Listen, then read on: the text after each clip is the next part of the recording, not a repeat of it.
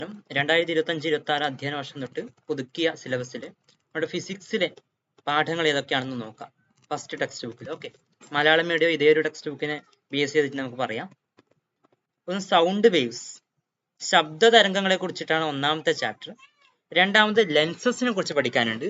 മൂന്നാമത് the world of colours and vision, കളേഴ്സിനെ കുറിച്ചിട്ടും നമ്മുടെ കാഴ്ചയെ കുറിച്ചിട്ടാണ്. നാലാമത്തേത് magnetic effect of electric current, electric current കാരണം ഒരു മാഗ്നറ്റിക് എഫക്റ്റ് ഉണ്ടാകുന്നുണ്ട്, അതിനെ കുറിച്ചിട്ടാണ് പറയുന്നത്. ഓക്കെ, സൗണ്ട് വേവ്സ് എന്ന ചാപ്റ്റർ ആണ്.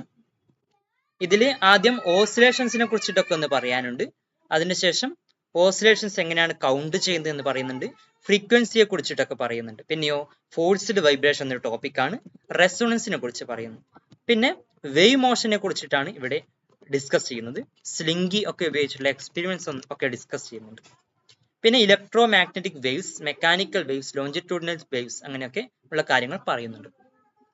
ട്രാൻസ്വേഴ്സ് വേവ്സ് അങ്ങനെയുള്ള ഈസി ആയിട്ട് മനസ്സിലാക്കാൻ കഴിയുന്ന വിഷയങ്ങൾ തന്നെയാണ്. ഓക്കെ, പിന്നെ വേവ്സിന്റെ ക്യാരക്ടറിസ്റ്റിക്സ്, ആംപ്ലിറ്റ്യൂഡ്, അതിന്റെ പീരിയഡ്, ഫ്രീക്വൻസി, ഇതൊക്കെ എന്താണ്, വേവ് ലെങ്ത് എങ്ങനെയാണ് കാൽക്കുലേറ്റ് ചെയ്യുന്നത്, അവ തമ്മിലുള്ള റിലേഷൻ എന്താണ് എന്നതൊക്കെയാണ് പറയുന്നത്.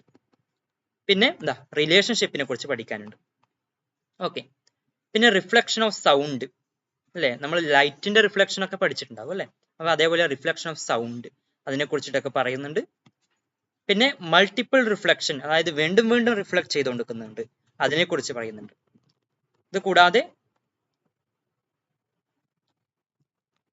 ലിമിറ്റ്സ് ഓഫ് ഓഡിബിലിറ്റി, അതായത് ഓരോ മൃഗങ്ങൾക്കും ഓരോ ലിമിറ്റ് ആയിരിക്കും. ചില മൃഗങ്ങൾക്ക് ചില ശബ്ദങ്ങൾ കേൾക്കാൻ കഴിയുമ്പോൾ മറ്റു ചില മൃഗങ്ങൾക്ക് അത് കേൾക്കാൻ കഴിയില്ല. അപ്പൊ അത്തരം കാര്യങ്ങളൊക്കെ പറയുന്നുണ്ട്. അൾട്രാസോണിക് സൗണ്ട്, വവ്വാലുകളെ കുറിച്ചിട്ട്, വവ്വാലുകൾ എങ്ങനെയാണ് രാത്രികാലങ്ങൾ സഞ്ചരിക്കുന്നത്, ഇരപിടിക്കുന്നത് എന്നൊക്കെ പറയുന്നുണ്ട്.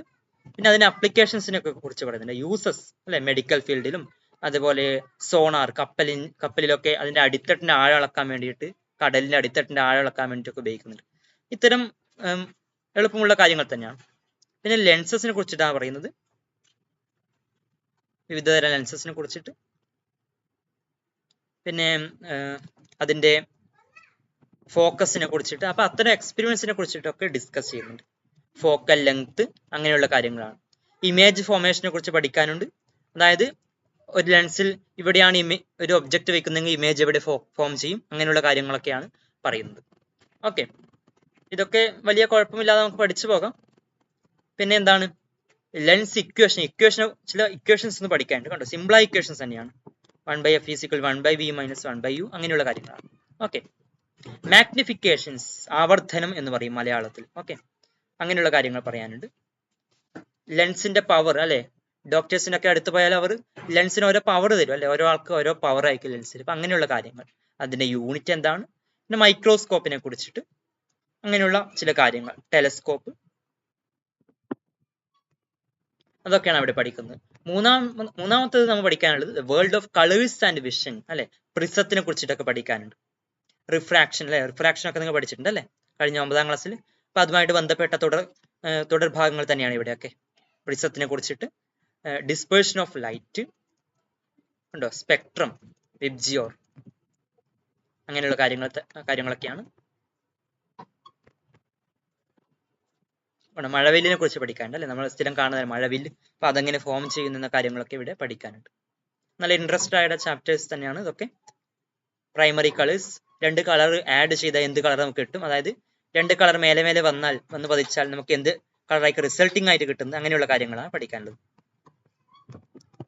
ന്യൂട്ടൺസ് കളർ ഡിസ്ക്, ന്യൂട്ടന്റെ വർണ്ണ പമ്പരം,